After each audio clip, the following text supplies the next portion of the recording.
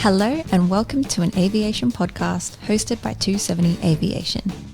With offices across the globe, our team of consultants discuss the latest developments across the aviation industry and share the insights they've gained working alongside some of the world's major airports and airlines over the past 20 years. So whether you're a seasoned professional or a budding aviation enthusiast, take a moment to sit back, plug your earphones in and join us over a warm cup of coffee.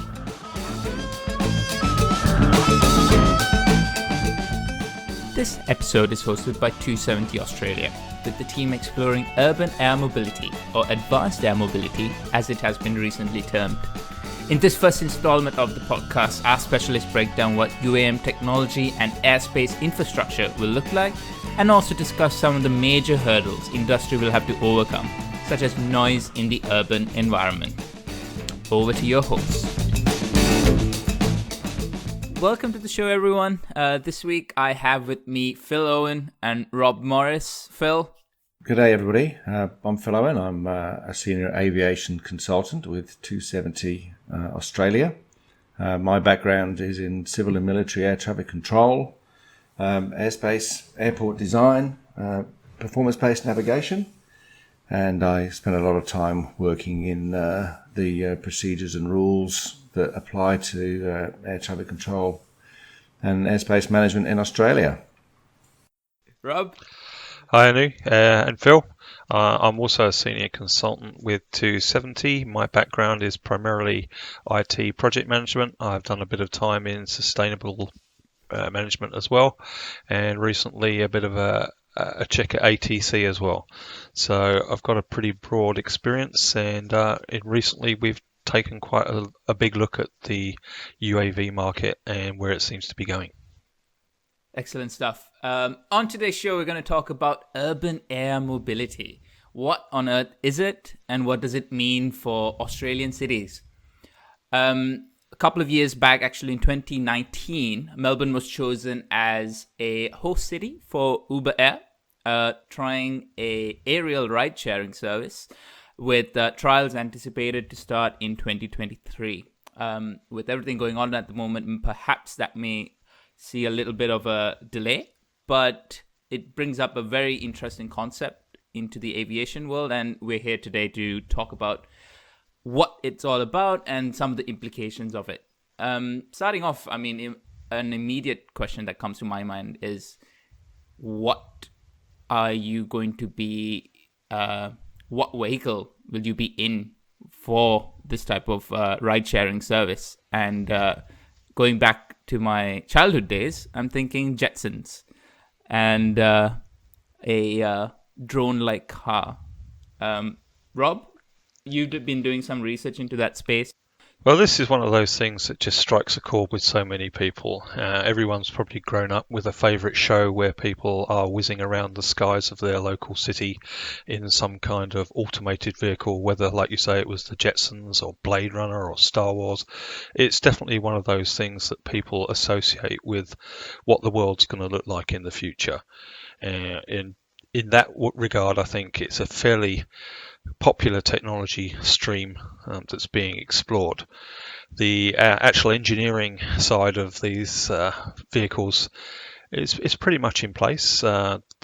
Making a vehicle large enough to carry one or two passengers over a short distance is technically feasible. There are companies out there at the moment that are doing this sort of thing. I know that there's a trial that's been happening in Dubai, for instance, where single passenger drones have been flying from building to building. The technology is there. It's obviously a little bit restricted at the moment by how much a vehicle can carry. A lot of family cars are expected to sort of carry 3-4 people plus luggage and shopping. And at the moment, I don't think drones or UAV type vehicles that are carrying passengers are up to that sort of standard, but I think that will change. And there's obviously a lot of work going on at the moment in sort of new energy capability, things like solid state batteries, which are a lot lighter and carry a lot more energy than our current sort of tech that's out there. So I think it's definitely something that's on the horizon, and it's sort of heading towards us. It's obviously encouraged by popular culture as well. It's something a lot of people I think would want to see. and hopefully we'll see it happening in the next few years. We'll start to see some of these things occurring.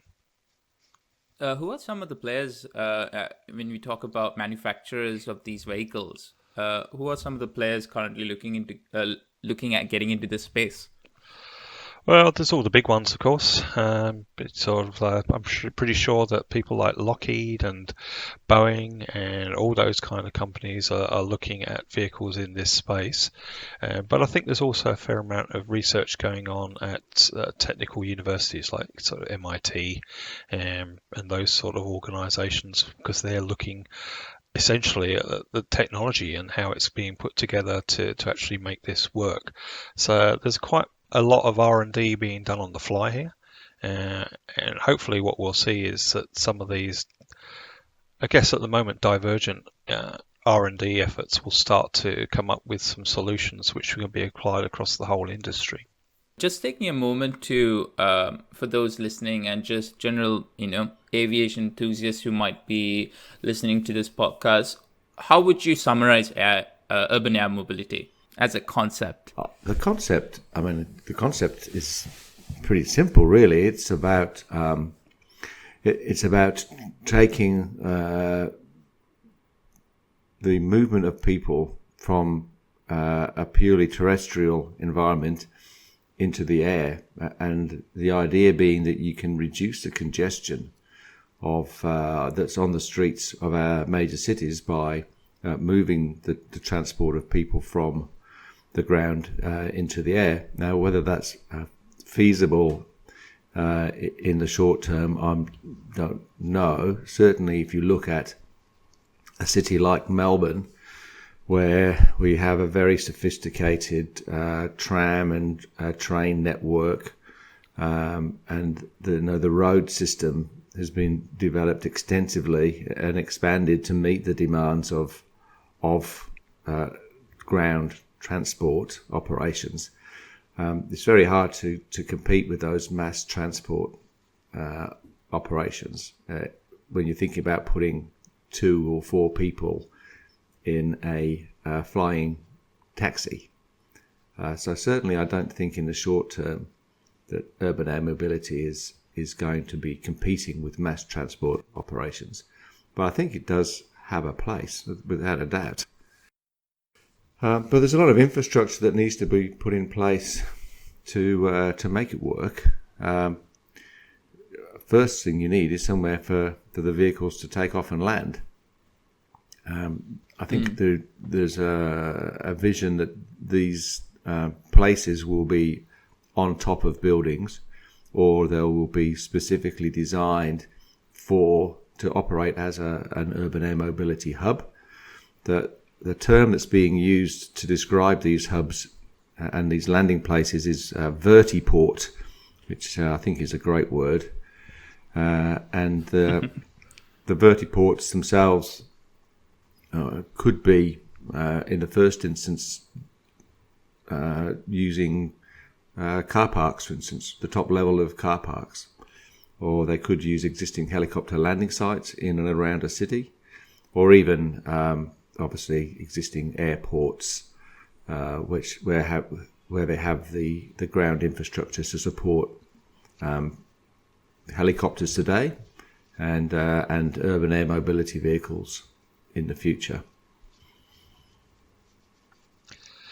Yes, and a vertiport obviously would come with its own set of challenges around the capacity, how many aircraft can approach and leave a vertiport within a certain amount of time, approaches and departure routes. So if for instance, you wanted to go south of the vertiport, is it possible just to take off and head off in that direction, or do they need to be rules and regulations in place about how you approach and leave these places? Oh, I think so, Rob. I think that we have very well established ways of managing air traffic today.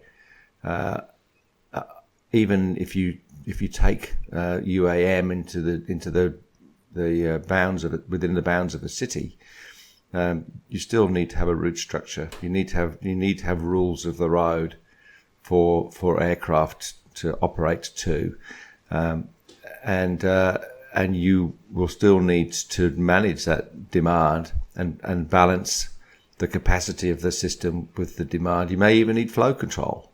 Like we do today, we have flow control measures put in place to manage those peak demand periods at our major airports. I mean, this is something that we in 270 have done a lot of, on area we've done a lot of work in this demand and capacity balancing, flow control, airspace design and management. And I don't see that it will change in the urban air mobility environment. It may be that the vehicles become autonomous in the future, and that the separation responsibility isn't provided by a person, a single air traffic controller. But I think the principles will be the same. If you have for instance, you had a vertiport next to the MCG on Grand Final day, and for those of you who are not in Victoria, by the Grand Final I mean the AFL, the only sport. There'll be such a huge demand for people who wanted to fly to that venue. You'd have to manage it in some way through flight planning and flight management and balancing the demand at that vertiport. So I think that a lot of the traditional things that we do in air traffic management today will still have to be applied to the new ecosystem that includes urban air mobility vehicles. So your flying car could be sitting on the driveway waiting for the ground delay program to give it permission to take off. Well, yes, that may well be the case, and how you prioritise traffic.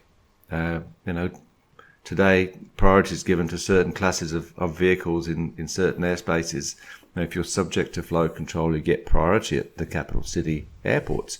How would that work in a UAM environment? I mean, could a vertiport owner, could they do like Uber do today? They'd have some sort of surge charge, so that you would have to pay more to access a site at certain times of the day, or even a vertiport could be privately owned and only give access to their own vehicles. So there's all sorts of different constructs that you could apply, but certainly.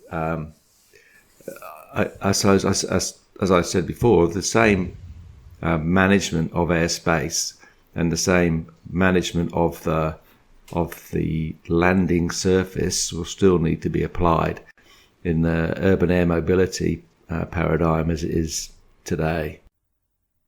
Looking at some of the projects we've worked on with regards to flight path design, one area that is of great importance when designing flight paths is accounting for noise, particularly here in Australia. I can't imagine you have these vehicles zipping about in highly densely populated areas, being a quiet affair. How does noise come in the urban air? How is noise going to be regulated, or what is there going to be a considerable amount of noise in these vehicles in the urban air mobility environment? Well, I think the first question that needs to be answered is whether or not they're going to be covered by the same set of regulations that are currently in place for aircraft noise. So the ANEF system, the way that we design contours and safeguarding around airports at the moment to make sure that communities aren't sort of exposed to too much aircraft noise are sort of well-established procedures that are already in place. And that's got its own set of governance and regulations around it. Whereas a lot of other noise is handled by the EPA. So, for instance, road noise, construction noise, all those sort of things that fall under a different jurisdiction. And I don't think anyone's yet decided where drone noise or UAM noise is going to sit in that model. So I think that's the first decision that would need to be made, is who's going to be, I guess, the arbiter of noise, and who's going to be deciding how that noise is measured and what are the limits for that noise. I don't think much has been done in that piece yet. So that will be quite an interesting thing that needs to be rolled out over the next few years. But in general terms, the amount of noise that the vehicles will be causing will be down to the power of their engines, the size of the vehicle itself, and how close it's flying to the ground. There's been a lot of trials that have been done by sort of large companies looking at freight services for carrying packages and cargo, and they're definitely looking at trying to keep the vehicles as low as possible, because that's where they are at least affected by air resistance and wind. So there's going to be a lot of work done in this area in terms of sorting out where remote vehicles can fly. The obvious answer being that they'll tend to stick over the top of existing transport corridors. So, railway lines, freeways, roads, but even then, the fact that they'll be hovering maybe up to a couple of 100 feet off the ground means that a lot of the existing sound mitigation measures that are in place won't work. So there's quite a bit to be done in this space, and I think after the initial excitement of these sort of passenger taxis flying around sort of wears off, I think there will start to be a bit of a pushback in terms of complaints from people who are experiencing more than their fair share of disturbance. I think you're right, Rob, and it's not just about the noise; it's the annoyance that's caused by being constantly overflown. I mean, you could have something that doesn't make a lot of noise, but that buzz that 1,000 times a day would be really annoying. And it's those other factors that people that concern people, and not just the annoyance of noise. It's also concerns about privacy and trespass and how that works in a legal sense, with those vehicles being flown over your property, several times a day. I mean, we do noise modelling. There's noise modelling tools like AEDT, which we use to model aircraft noise, and how you would then model the noise on the routes and in and around vertiports. I mean, if you think about tall buildings in a city, often the most prestigious part of the building is the top 2 floors, which make up the penthouse.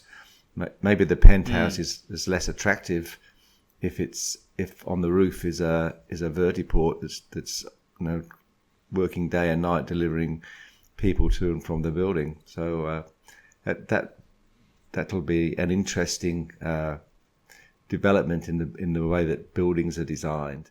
And that's the end of part 1. Thank you very much for listening so far. Tune into part 2, where the team go into the safety aspect of UAM and discuss the commercial viability of UAM against existing modes of transport. Until then, take care and stay safe.